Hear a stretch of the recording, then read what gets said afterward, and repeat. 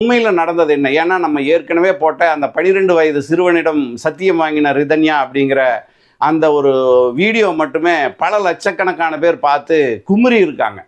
ஏறத்தாழ நம்ம சொல்கிறது தான் சரியானது அப்படிங்கிற ஒரு கண்ணோட்டத்தில் இருக்கிற நேரத்தில் பல்வேறு விஷயங்களை நம்ம ரிதன்யா தரப்பில் அவங்க அப்பா கூட, அவங்க அம்மா கூட, அவங்க தம்பி கூட, இன்ன பிற அவங்க சொந்த பந்தங்களோடெல்லாம் பேசி பல்வேறு விஷயங்களை சேகரித்தா கூட நம்ம அந்த விஷயங்களை வெளிப்படுத்த வேண்டாம் அப்படிங்கிறது அவங்களுடைய தாழ்மையான வேண்டுகோளாக இருந்தது. அதனாலேயும் நான் இன்னைக்கு ஒரு 10 நாள் ரிதன்யாவை பற்றின செய்திகளை வெளியிடாமல் இருந்தேன்.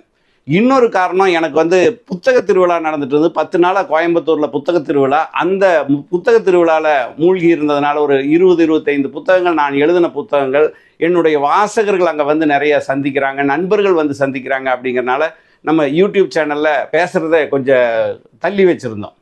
இதுக்குள்ளே வலைத்தளங்களில் ரிதன்யாவை பற்றின விஷயங்கள் அப்படியே